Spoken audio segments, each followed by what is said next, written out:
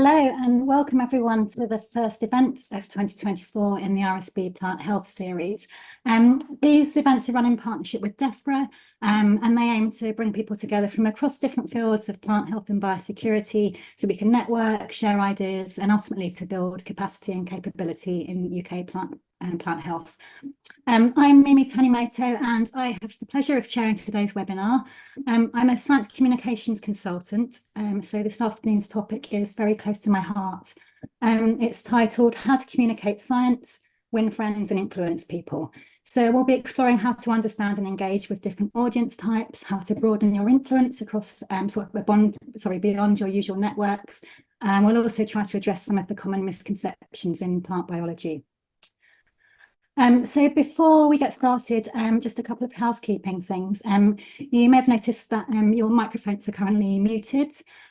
Please feel free to switch your cameras on when you wish. We'd like to keep this informal and interactive, so it's quite nice for us to be able to see each other. Obviously, you don't have to use your camera if you don't want to. We should have plenty of time for questions after the talk. So during the Q&A, if you'd like to ask a question or make a comment, you can use the raise hand function, which is in your Zoom window. When I come to you or call you out, you'll be able to unmute your microphone and ask the question yourself. If you'd rather not speak but have a question, please just type it into the chat box, and I'll keep an eye on it and I'll try to read it out for you if we have time. So I'm really excited and, to be honest, honoured to introduce our speaker for today, Professor Jonathan Drori. John is an author and a specialist in the public understanding of science. He has a really impressive CV, so I just want to pull out some of the highlights from it. John is a trustee of the Eden Project, and he was formerly a trustee of the Royal Botanic Gardens Kew and the Woodland Trust. He's also an ambassador for the WWF. He's an honorary professor in the public understanding of science at the University of Birmingham. Earlier in his career, John was a BBC executive producer, where he was responsible for more than 50 popular science documentaries and TV series.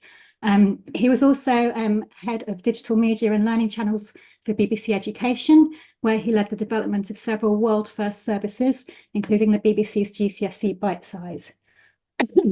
He also supervised mass UK social action campaigns for numeracy and computer literacy. John is a frequent public speaker. He's given 4 talks at the International TED Conference, where he spoke on plant science topics, and these talks have received millions of views. Finally, he wrote the best-selling books recently, Around the World in 80 Trees and Around the World in 80 Plants. These books explore the intricate ways that plants and trees are intertwined with human history, culture and folklore. So I'm really excited to hear what John has to say. So I'd like to, without further ado, hand over to you now, John. Thank you. Can you hear me okay? Good. Mimi, you could be my agent after all that. That's a stunning introduction. Let me just share my screen and see where we get to. Hang on. Look, what I plan to do is to talk for about 40 minutes or so. It'll be a little bit of a scamper because there's quite a lot to pack in. And what I've done is to create slides that I hope will be a useful resource later. So don't worry if you don't pick everything up. You should be able to sort of get the notes, as it were. So I'll talk through a little bit about why I think we're here. Most of the presentation will be about audiences, about who you're trying to reach, how to tell your story, a little bit about yourselves, about widening influence and how to do that. And if we have time, we can talk a bit about compelling experiences, the things that people want to come back to again and again. And maybe we can learn from those things in the way that we communicate science. So as I say, a bit of a scamper, but you've got this presentation as a takeaway. So first of all, why is it that we want to communicate? And I think it's best to be honest with ourselves about why that is. So there'll be a reason that you want to communicate. It might be to enthuse people with science or with plant health, to convey those messages. It might be because you want to make the world a better place or do good for the institution or raise funds, or attract investors. It could be all of those things. But can we just be honest about this and admit that sometimes you want to increase your own influence, you want to have a feeling of power, you want to increase your personal profile and spend more time in the limelight. And of course, you might want to get paid for what you do. And it's very important that, I mean, you might not admit it to others. It's great if you can.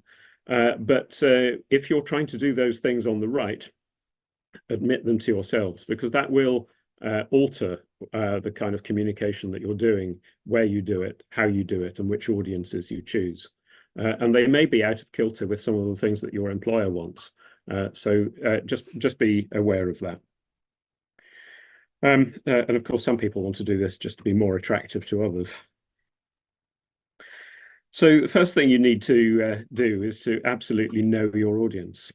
And one of the things that you'll probably have noticed about the building profession is that when people put up buildings, they spend an awful lot of time with the foundations. And then the building seems to go up overnight. And communications and media professionals do the same in terms of finding out about their audiences. So they spend comparatively little time on writing the message or doing the equivalent, I suppose, of doing the academic paper. That's very little of the time that media professionals spend. Most of the time they spend is actually spent understanding their audiences. And that's what people get paid an awful lot of money to do. So one of the questions that you'll always be asked is, who is your audience? And as soon as you hear the term the general public, you know that there's a problem, right? That's something that media professionals would never say, the general public. So if you actually do want to reach everyone in the country, then that generally requires some sort of state intervention.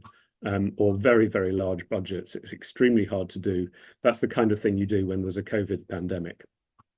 And you need to reach all sectors of society.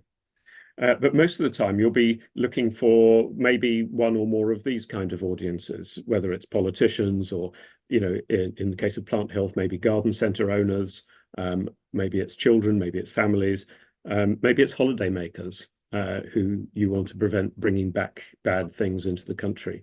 But you need to have a real handle on who those people are. And in particular for public sector organizations, it's really good to write down who you're not doing things for, because the temptation is to try and serve everybody. So I'll just give you an example of one particular audience, and this is what I would call the responsible media. So these would be journalists. It might be the Today program. It might be you know, someone from one of the better newspapers like the Financial Times or the Guardian. And the sorts of things that they're interested in would be, why are you telling me this story now? What's the story? You know, why does it matter? Who will care about this? And who's telling us? Why you? And the kind of things that they're interested in, just because they're storytellers, they're interested in these things. They're interested in controversy, they want clarity, they need help in mediating because they won't be expert, even though they sound expert when they're broadcasting, they're not experts. They need visuals, they need examples, they need people that you might have access to. They always use active language, generally short sentences in broadcasting. We'll come back to more about the language a bit later on. They'll trust you effectively. When I said who's telling us and why you, it's sufficient to be able to say I'm a researcher at such and such a university, or I work for Defra. You don't need to send them the whole CV and tell them about everything you've done. They will find references very dull. They'll just trust you on those. And they're attracted by emotion and passion. Those are the things that people who consume media mostly enjoy. So just, you know, there's an example of one particular audience and how you might then that informs how you would deal with those people and what kind of messages you might put across in what way. And of course, you need to know what their agenda is. So if it's the Guardian, they have a particular agenda. Very, it's pretty clear what their agenda is. The Daily Mail similarly has its own agenda. Whether or not you agree with those agendas, you have to acknowledge that they exist. So if I was to do the same thing for policymakers, then, senior civil servants, policymakers, then they're these kind of things. I'm not going to go through them all, but you can see it's quite different, quite a different list. You do not approach the same people, these two different audiences in the same way. And for goodness sake, with this audience, keep your own politics to yourself. They too want clarity. But they're suspicious of passion, So for one audience, you want lots of emotion, lots of passion. This audience, less so. And then you've got politicians. So this is just a third example for you. They're interested in relevance to the manifesto commitments and so on. They want simplicity and clarity. Do you notice how all three of these audiences want simplicity and clarity? And they want to know, will it make me look good? Where, they're running a business effectively to be elected in however many months' time, and they need help doing that. So always criticize the policy, not the politician. Be balanced about it, and keep your own politics to yourself. And remember that they read social media. They'll check up on you, see what you've posted before you arrive in the office. So how are academics? I guess there are some people on this call who would consider themselves academics. How would they be seen by media and politicians? Well, there are all the pros, the ones that you know well, and quite rightly they think of those in a positive way, those aspects of academic life. But they have some prejudices as well, because we all have prejudices, and some of their prejudices would be some of these, right? So they might think that academics or people with academic knowledge are hard to understand or slow to respond, or sometimes they might feel that, well, actually, if they have an agenda, if it's the Daily Mail with their agenda or the Guardian with theirs, and you're telling a story which is different from their agenda, they might actually worry about your impartiality. So just be aware of that. So those are some of the cons as they perceive them. And of course, what you want to do is when you're meeting those people, whatever the audience is, whatever the prejudice you think that they will have about you, the preconception, you want to make sure that you're not going to reinforce that prejudice. So if they think that you live in an ivory tower, then you turn up in a suit. If you think that they'll think you're a sort of bunch of hippies, then you do the opposite. If they think that you're constantly needy and asking for funds, then show your independence. And if they think that you're bad value for money, then do what you can to dissuade them of that.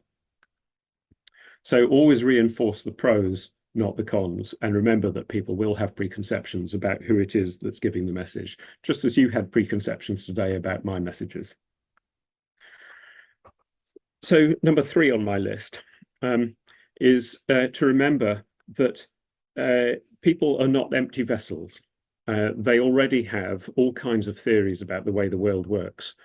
In fact, they do from a very young age.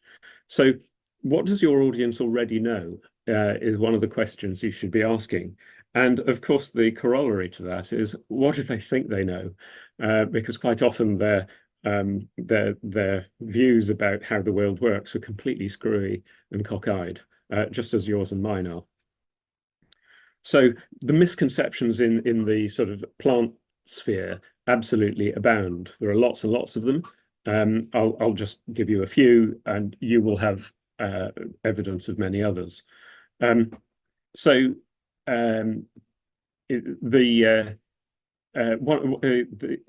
just wondering whether I missed a slide here, because I had a list of misconceptions. Oh no, it's all right. We'll come back to it.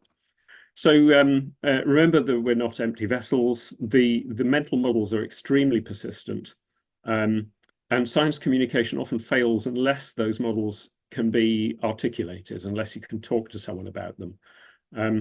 If you can acknowledge those existing models that people have, then or get people to sort of generate them, sort of make it clear what their beliefs are, then you'll have much better chance of changing their minds. So here are some. If you ask people, a little seed weighs nothing, a tree or a bag of charcoal weighs a lot. Where does all that stuff, all the mass, where does that come from? And I can tell you that about 85% of the population will say the mass comes out of the ground. If you ask them a bag of charcoal, which is dry, doesn't have the water in it, it's pure carbon, they'll still say it comes out of the ground. And if you say to them, have you seen those lorries that go around filling in the earth that the trees and the plants have all dragged out of it? And they say, no, we haven't seen those lorries. And then you say, well, maybe there's somewhere else the plants could have got their mass, and they'll still say comes out of the ground. So that's one of the misconceptions that's very, very hard to shift. Another misconception is that when we're replanting because of we've sort of built a railway line somewhere, or we're carbon offsetting, they'll think what matters is the number of trees, not their size, and that's reinforced by a whole lot of the sort of building and development industry to make you think that it's the number of trees that matter. People think that plants need water and CO2, which is right. Therefore, more water and more CO2 must be better. So that's something that people find difficulty in understanding climate change, thinking that, well, CO2 is good for trees, isn't it? And they're also, of course, confused if they think that stuff comes out of the ground rather than from carbon dioxide in the air, then that's confusing with climate change as well. They'll think that something looks healthy and therefore it's no problem bringing it across borders. They'll think that seeds are not alive. This is quite a common misconception, and that therefore they can't spread disease. They don't know the difference between a fruit and a vegetable. Maybe that doesn't matter so much.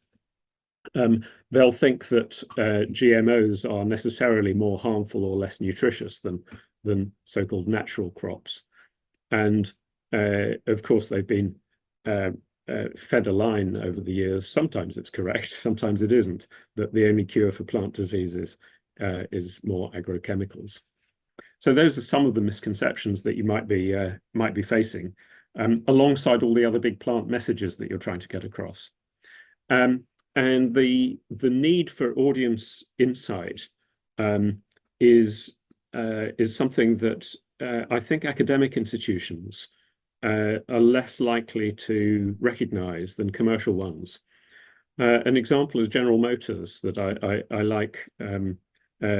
This example, that they needed to differentiate themselves from all the other car manufacturers in the United States, and sent researchers to go and basically live in people's cars for a couple of weeks all over the United States. And then they came back and compared notes and found that a whole lot of things they hadn't really sort of, if they sort of did surveys, they would never have come across these things, because people don't know what they need. You have to observe and then invent something for them. And lots of people were ordering flowers from in and around the car. Who knew? They were worried about breaking down in a bad area. They were worried about losing their car. This says something about the United States, losing their car in a car park. They have very big car parks there. And out of all of that, they developed a service called OnStar, where you could, ring up a number and someone would unlock your car. And if you broke down in a bad area, then, a SWAT team would arrive, and so on. The point is that it was done through kind of what they called ethnographic research, of observation of people. It's a very sort of powerful thing to do if you can. Various sort of vaccination campaigns are interesting to watch, because a lot of those are led by scientists, and with a scientific lens, you tend to communicate with people who understand science, and you think, well, if only I present them the people the evidence, if they understand the evidence, then obviously they'll act on it in a logical manner. And of course, there are lots of reasons why people don't get vaccinated. I'm not talking about, the extreme edge of people who think that vaccines are inherently sort of, the work of the devil and so on. But there are lots of reasons people don't get vaccinated or don't get their kids vaccinated, which are to do with not liking needles, not having time to go to the doctor's surgery, not wanting to go to a doctor's surgery because it's full of ill people, and a whole lot of other things that have little to do with the efficacy of a vaccine. So one of the questions that you should ask is, you can rarely do the research for yourself, but what research can you rely on? And often that's quite difficult. In the case of the vaccination, attitudes towards vaccination, one of the key papers that people until about 4 years ago were referring to repeatedly was a study done in the United States on a sample size of 24 people. Would you believe it? 24 women the day after they'd given birth, about their attitudes to vaccination. Like, if I remember my wife giving birth, that was a day full of remarkable kind of hormone changes and all sorts of crazy stuff going on. And the very last thing you want to be asked is your attitude towards vaccination. But that information was relied on by all sorts of people designing vaccination programs. So if you can't do your own research with sort of one-to-one because you haven't got time, there are proxies that you can use. You can look at the magazines that people read, the websites that they go to. You can look at the television that they watch and the media that they consume. And those are very often quite good shortcuts to understanding an audience. And the more that you can read and watch of the things that your target audience reads and watches, the more you'll be able to get into their heads. Worth definitely spending a few hours doing that kind of thing if you're trying to reach a particular audience. There's a let me just move something on my screen here. There's a campaign I wanted to mention to you, which was a national literacy campaign. So this was aimed at people who were functionally illiterate, not with English as a second language, or people who were hard of sight or whatever. These are people who were functionally illiterate, and we had a campaign from the BBC to reach those people, and alongside it, a very big set of resources by all sorts of other agencies that would basically complement the what was going out on television with courses and all sorts of events at local libraries, and there were football clubs involved, and I mean, it was a huge thing. The country was spending millions on this, and because what we were trying to do was to motivate people to pick up the phone and find a local centre. We wanted to be sure that our adverts, some of which were built into EastEnders and things like that, and some of them were stings in between programs. We wanted to make sure that these would be effective. And so we asked the different agencies who understand people with reading problems, what would be the kind of the sort of motivators. And the most common answer that we got from those agencies, these are people who work with those people all the time, right? They said, oh, well, it's kind of embarrassment at not being able to sort of read things, have to sort of claim you've left your glasses behind, all that kind of thing. And inconvenience, embarrassment and inconvenience. And we thought, well, that seems sensible enough. But the ad agency that we were working with said, you're going to be spending as a nation, millions on this.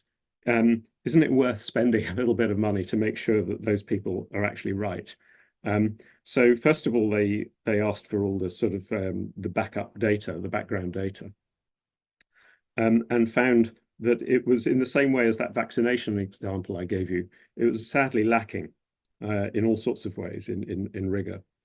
And so 20 of us were sent to stay with for a weekend with families who were, basically functionally illiterate.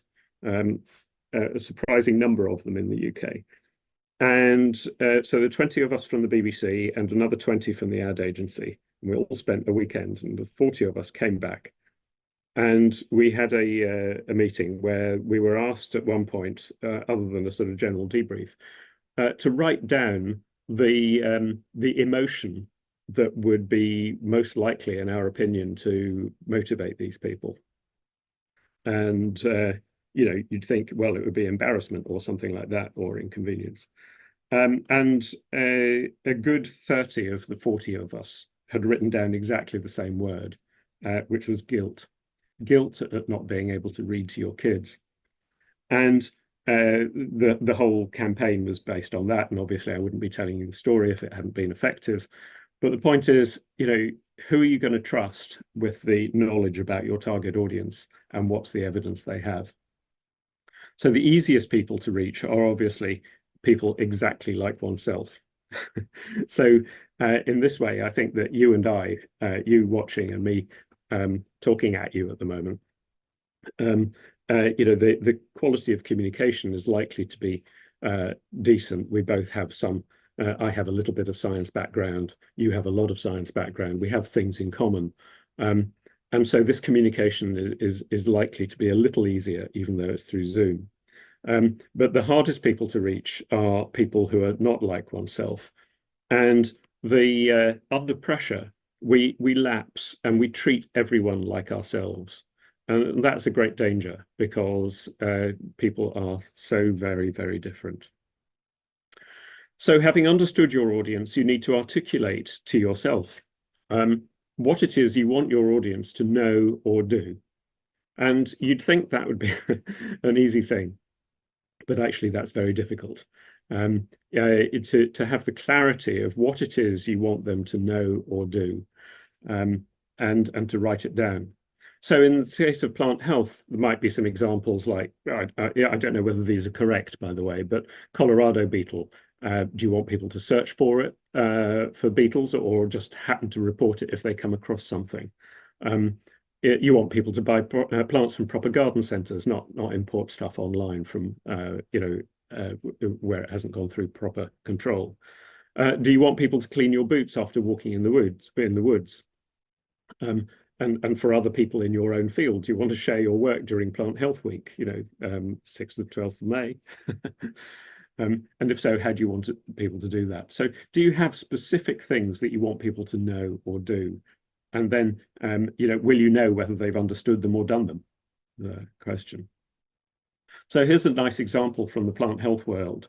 This is Defra's Don't Risk It campaign. I don't know if Lucy Carson-Taylor is on the call, but she and her gang devised this. Very cleverly placed ads, for people who are in security queues at airport where you've got nothing else to do, and you've got people's attention, and a pretty clear message there. It comes with a leaflet which is pretty clear, and some backup material for people, on the other side of the leaflet for people who want to know more, which is pretty good stuff. And of course, one of the things about knowing your audience is what language are they speaking. And so I do like trop risqué, and I can't read the Arabic or the Chinese versions, I'm afraid, but you get the idea that here is a campaign where someone's really thought about where the audience are, what it is they want them to do, and there's a sort of coherent design across the piece. And it's now taken up by agencies internationally. So depending, what it is you're trying to impart, whether it's a story or a part of a campaign or whatever, you need to be able to tell a good story, and that means telling and understanding the big picture before the detail. That's something that academics tend not to be trained to do. So, people are not so interested in your method, not so interested in all the detail. They want to know the big picture message, first of all. And can you tell a good story? Has it got an understood structure? Is it relevant? Is it relatable? Does it contain something interesting or surprising?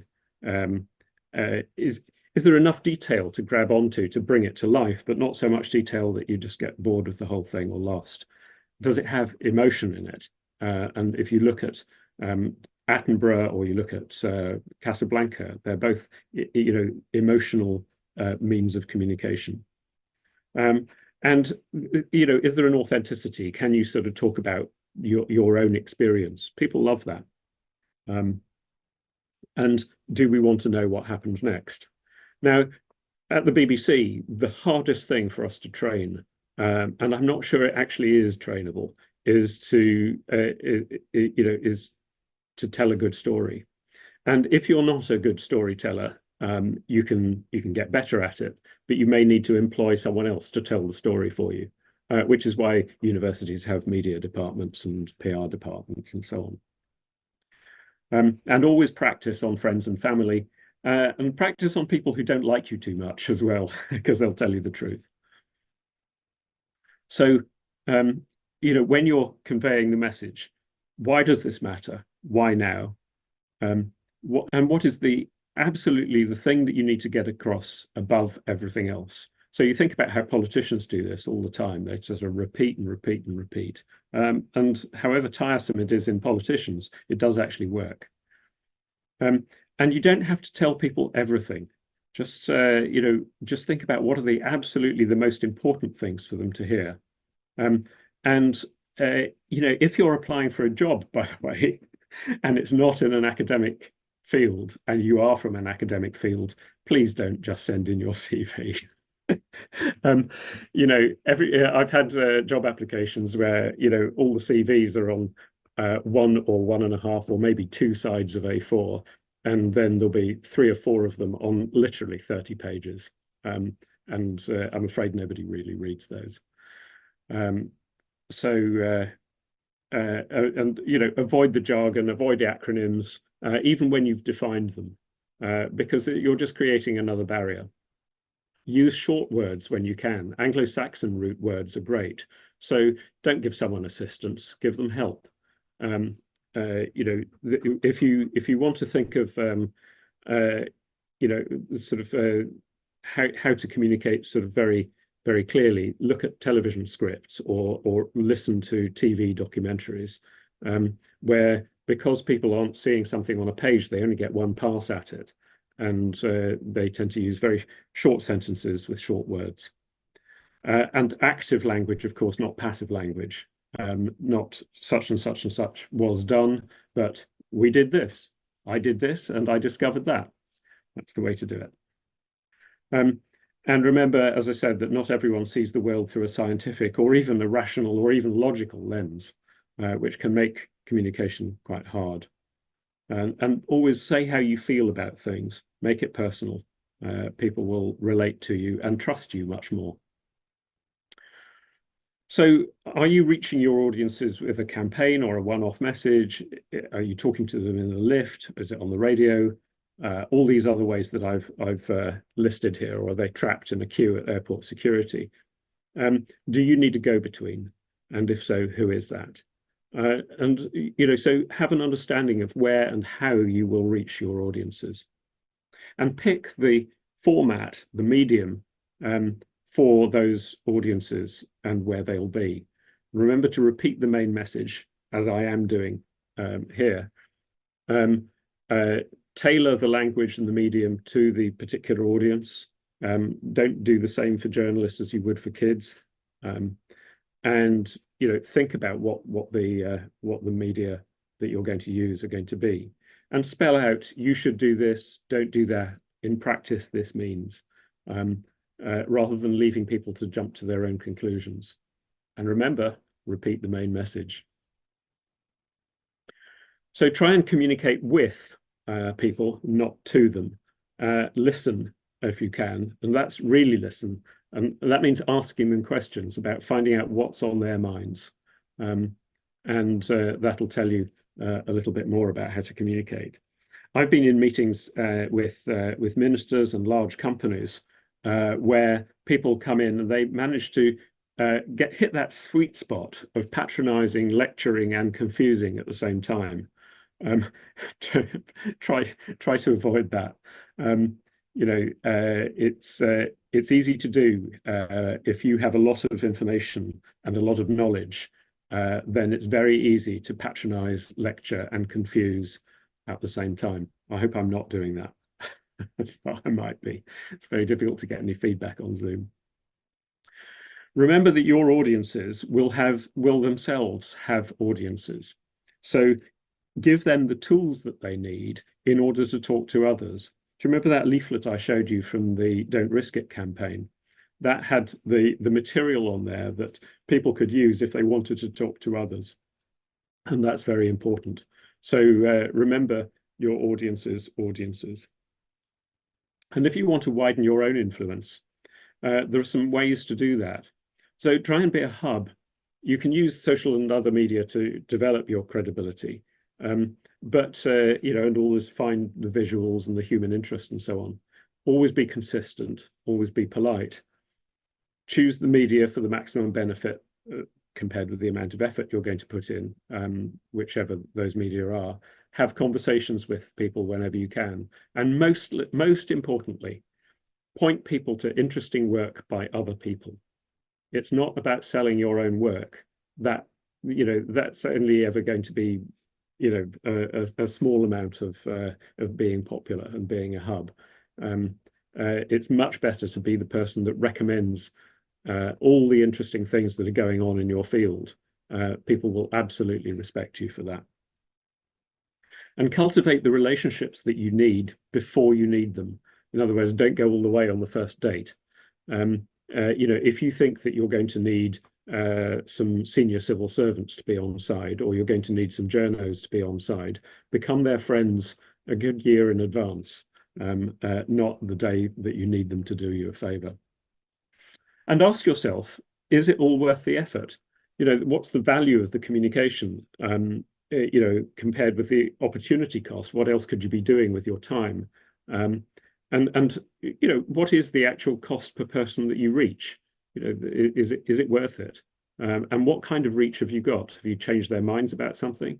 If you manage to reach all the politicians in the country and change their mind about something really important, that's fantastic. It's worth an awful lot of money. But of course, everyone's trying to do it. So will you know what's worked? Can you learn from feedback? How will you get feedback? Philips, the electronics company, developed quite an interesting technique with two-way mirrors, where they would explain a difficult concept to someone or show them a product. And then a week later, they would have them come back and explain that to one of their friends behind a two-way mirror, so you could watch what's going on. And believe me, I've done this. It's very, very humbling, because you think people have understood. You so want them to have understood. And then a week later, they're telling their mates absolute nonsense. But worth trying. You don't actually need a two-way mirror. You just need sort of willing volunteers. So empathy and practice really, really, really help. Empathy for what's going on in someone else's mind, and practicing communication with that audience on people who are sort of tame is a wonderful and very helpful thing to do. So that's my 10 things. I suggest I stop there. We have a bit of discussion. God, I'm exactly on time. That's incredible. If we have time at the end, we can come back to the piece on compelling experiences. So thank you, John, ever so much for a really excellent and informative talk. I think it's given us a lot to think about for all of us. Just to embarrass you a little bit more, I know this has been the highest subscribed event in this series since we started. There's been I think over 170 people joining at any one time. I'm sure that's largely down to your kudos, but hopefully I think it's a good reflection of the appetite within this community. You can clearly fool some of the people all the time, which is what half of advertising is based on. Well, I'm just really pleased to see that everyone's so interested in communicating their work and to learn more about it. So, thank you, John, for sharing all of your thoughts. I'd like to go over to the audience for some questions and get a discussion going now. Just to remind you, if you want to ask a question, feel free to raise your hand in your Zoom window, and then I'll call out your name and you can unmute and ask the question. You can also type your question into the chat if you don't fancy speaking, and I'll try and keep an eye on it and read out questions as they come through. I guess just to kick things off, you talked about different public audiences, and I think probably the answer to this question may depend on the audience, but do you think scientists generally overestimate or underestimate the public's understanding or sort of their knowledge of plant and environmental health? Well, I think that we all, in every walk of life, actually overestimate the knowledge that other people have. It's because we're so close to something, we work with it all the time. When I talk to my builder, he just assumes that I understand, breathable paint and all the rest of it. And actually, I don't, and he's kind of horrified that I don't. And I think that, you should assume quite a low level of knowledge about plant health, and unless you know otherwise. And the way that you would find out is, if it's a one-to-one conversation, it's easy because you can just converse with people and you can ask them. But really try to find out how much people do or don't know. And I know that for the Don't Risk It campaign, that they did research on that. But generally people have these sort of terrible misconceptions about plants, and how they do or don't get disease, and it's almost sort of medieval, people's sort of state of knowledge. So I think we generally overestimate the amount of knowledge that people have. Yeah, I agree with you, John. We've got a question in the chat from Danae Dodge. It says, so how do we convey emotion when telling a science story? You talked about connecting with your audience. So Danae says, when we're sharing something to do with, maybe medical and health issues, then people connect with that immediately, potentially also with, climate science. But when it's something that people are a bit further detached from, how do we kind of generate that emotion to connect with them? So the trick is to find the attachment, is to find the thing that is the hook that people will be interested in. So teachers do this constantly, because they have a curriculum that they have to teach, and they have a bunch of kids who don't want to know anything about it, and they have to provide that match. So one of the things that you could do is ask a good teacher, if you can find one. If you've got kids, they'll have access to some, but you could find out how people teach this thing to make it exciting, and that's generally a sort of Google search, or you can talk to someone. The trick is to sort of try to the ideal is to find something which will be a hook for your audience, which they will find either sad or amazing or exciting, or inspire pathos or something. Which may mean that you need to talk about the beyond the basic science. It may mean that you need to talk about the applications of that science and why it matters. And usually then you've got this kind of emotional dimension, because you're perhaps trying to do something for humanity. If you're talking about plant health, you've got some great plant health stories to draw on, some of which are very sad, some of which are exciting. But when you're talking about famine, or you're talking about the joy of a meal, a festive meal, then immediately you're talking about emotion. So that's one way. And then the other way is to try to convey why it is that you yourself are excited about something. That presumably if you're in science, you're doing it because you're interested. There is an emotional dimension to this, and getting some of that across can also help, because it's infectious. Right. And I think sort of in connection to that, sort of talking about sort of, for example, in plant health, sometimes we have to communicate quite sort of, I guess, disheartening or negative topics. things like pests and diseases or the impacts of climate change. How important do you think it is to sort of balance that with optimistic messages when we're communicating those topics? And do you think that has an impact on how people receive and interact with that message? Yeah, I mean, gosh, climate change is a sort of massive topic, and the whole kind of climate change thing is complicated by the fact that you've got bad actors effectively giving misinformation or sort of sowing confusion where they can, and because people don't want to hear bad news, if there's anyone kind of saying actually it's it's nothing to do with fossil fuels and we can burn as much as we like, then people will tend to want to believe that. So that's a particularly difficult situation you've got there. But generally, if you can include, what are the things that we can do about it? So, when we talk about flu, it's not very nice having flu, but you say, well, you drink lots of water, go to bed. If this happens, then do this, and you'll get better. So with some of the plant health messages, some of them are very difficult. Ash dieback, is a difficult story. On the other hand, and it's also sort of difficult to know exactly what we want people to do. There are mixed messages about that. But there is a sort of a positive message in that there's lots of research going on about finding resistant varieties. There's, our understanding is getting better. There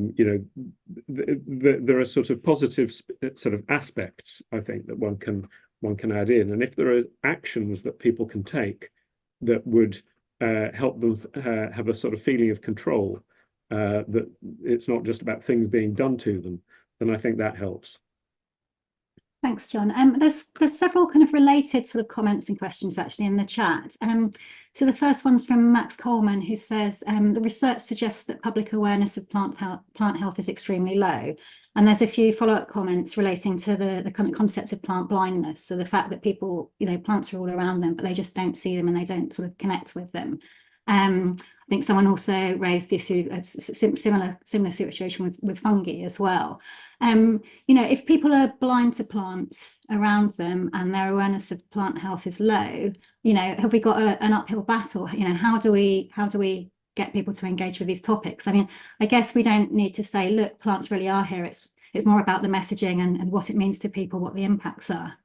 Well, yes, plant and fungal blindness is a real issue. I mean, there are all sorts of reasons for that. One of them is that we're increasingly urban, and so we're disconnected from the sources of our food, and we don't see much of nature, many of us. There are other factors. The human beings, I think, have evolved to take note of things that move. Obviously, if you're connected to the food chain yourself, then you take note of things that feed you. But plants and fungi don't appear to us to move that quickly, and so people are a bit more fixated on animals. People being a bit more fixated on animals means that most of our media are a bit more fixated on animals than they are on plants, because they sort of make better telly. Though there have been some good examples of that being less the case, sort of with interesting time-lapse techniques and so on. But one of the first things that I would want to do would be to try and get children at school, especially in urban schools, much more connected to nature. And that means kind of, everything from trips to camping to understanding where foods come from and visiting farms and growing things and, and having window boxes and everything in between. That's absolutely key. That's a long-term thing and would require an imaginative government looking after curriculum and so on, and we can campaign for that. And the natural history GCSE is a step in the right direction. But in terms of the immediate problem, yes, it is an uphill battle, to use your phrase. And the way to counter it is in the ways that I've described. In other words, find the hooks that will appeal to that particular person. Sometimes, you find the hook, and they'll suddenly be really quite interested. But in order to do that, you need to know what their interests are. Yeah, so know your audience, back to the first point, I Yeah. think. Thanks. So we've got a question for Emma Aspin. She says, great talk. Thank you, John. She's wondering, do you have any tips for designing interpretation boards for botanical gardens or arboreta? So when you have passing audiences of all different ages, all different walks of life, is less is more the thing? Yeah, that's a really hard problem. So it's a terrific question. I think that my feeling is that you shouldn't try and design all boards for all people. My experience from other organizations is that when you do sort of two versions of something, one which is sort of harder to understand than the easy one, almost everyone, including the adults, will look at the easy one. They look at the kids one. There are some really good examples of what I think are great interpretation in botanic gardens. I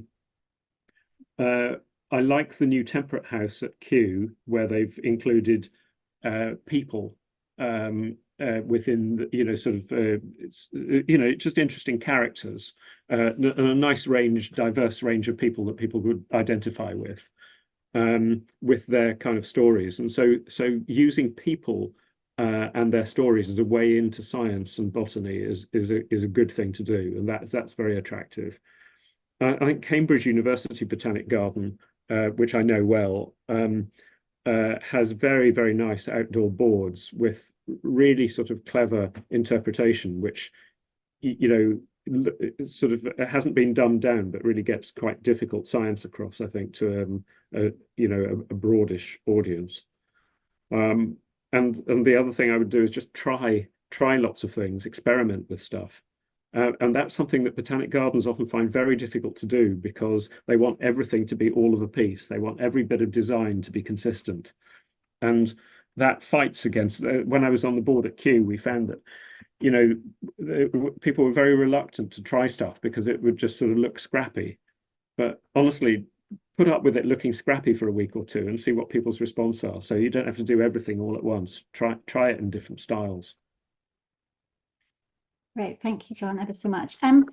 We've got a few minutes left. If there's any more questions people want to put their hand up and ask, I'm just flicking through the Shall I chat. shall I quickly do this thing about compelling experiences? Yeah, sure, absolutely. It'll just take about about 4 minutes or so, if that's all right. Now I'll just share my screen again Great, and see what I can come up with here. Okay, so when people are designing compelling experiences, whether it's Disney or advertising companies or selling Twixes or McDonald's or whatever it is, there's a checklist that they use, and it's quite useful for other kinds of communication. So there are common features of all compelling experiences. Maybe we can use some of those to design new experiences. And if you look at the things that people find compelling, whether it's skydiving or your favorite celeb actor, or sex, drugs, rock and roll, chocolates, all the rest of it. These are highly compelling experiences. And for each of you watching, there will be things that you find completely compelling. Watching a weepy movie with a prospective lover on a Friday night, sharing chocolate cake, going skateboarding, childbirth, whatever it is. They'll be different for each of us, right? But they do have some things in common. So the first thing that these compelling experiences have in common is they're very well defined. So you can say what it is, you can describe it, you know what the thing is. When people are designing a new a soap opera, it's not very well defined at first. And so people have to say, oh, well, it's EastEnders meets Coronation Street or something. You have to find ways of describing the thing that you're trying to sell or the experience. Next one. does it feel new? Is there a twist to this? So you don't want the same experience every time, but it might fit within a format. In other words, these talks, it's a plant health series. That's very well defined, but please God, it's not the same talk every time. Next one. Is it the right level of accessibility? Sometimes people want to climb a mountain. Well, that's fine. But when you're, at your cash point, you don't want to click on a flapping Barclays Eagle in order to get your money. You just want to press a button. So can you understand it? Can you get this thing to do what it is that you want, this experience? So, have you walked away from a talk about plant health, understanding kind of what you wanted to understand? Next one. Is it immersive? Can you lose yourself in the experience? So interactive things help. Next one. Does it matter? Do you connect with other people in some way? In other words, is this thing significant? Maybe it is, maybe it isn't. And finally, is there something you're left with? Have you changed? Now, you might think that you can't really sort of easily apply these to your experiences, but think about McDonald's for a second. McDonald's, very well defined. Does it feel new every time? Absolutely not. Is it accessible? Very. You know exactly what you're going to get and where you get it and how it works. Is it immersive? Well, it's a sort of high-fat experience. It's immersive in that way. You kind of lose yourself in the food. Is it significant? Come on, it's McDonald's. It's not significant. Is it transformative? Yeah, you get left with a little hat if you're a kid and you're not hungry anymore, so you've changed a bit. They're absolutely weak on fresh, in other words, novelty and significance. And if you look at their advertising, that's exactly where they put their advertising, that they advertise themselves as being full of novel things and significant. So the archetypal ad for McDonald's is, little kid upstairs doesn't want to meet the family who are having Sunday lunch. Dad says, I'll take you for a meal at McDonald's later if you just come down and make nice with the family. And when they get there, loads of new things on the menu, beautifully constructed ad, making this an incredibly significant father and child experience. And when they, and full of novelty of all the new things on the menu.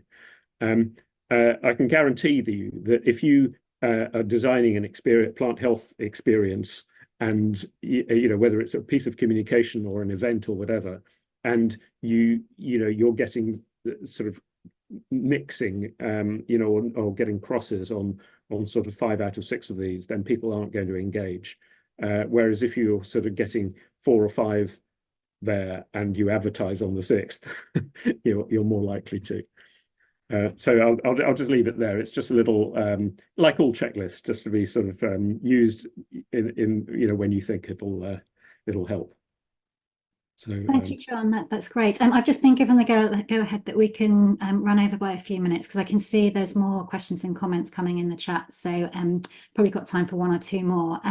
So Amelia Taskova says, what are some of the issues that one needs to consider when communicating with specialist audiences? So, for example, if you're presenting in front of a funding body.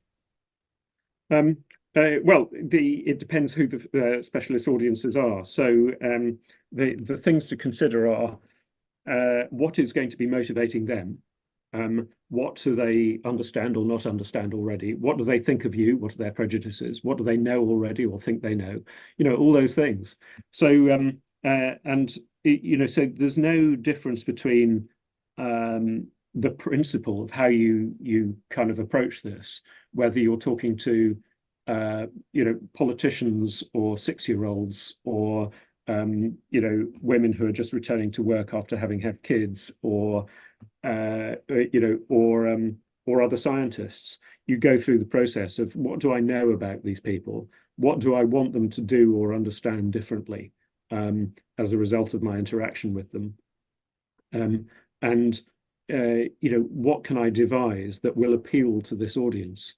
And that's the that's the technique, really. The more that you have a defined audience, the more valuable that audience is, because you can talk to them all in one voice. This is why Channel 4 manages to charge so much for their advertising, right? Is because they have very, very focused audiences for their shows. And those are much more valuable to people than things that lots of different kinds of people watch.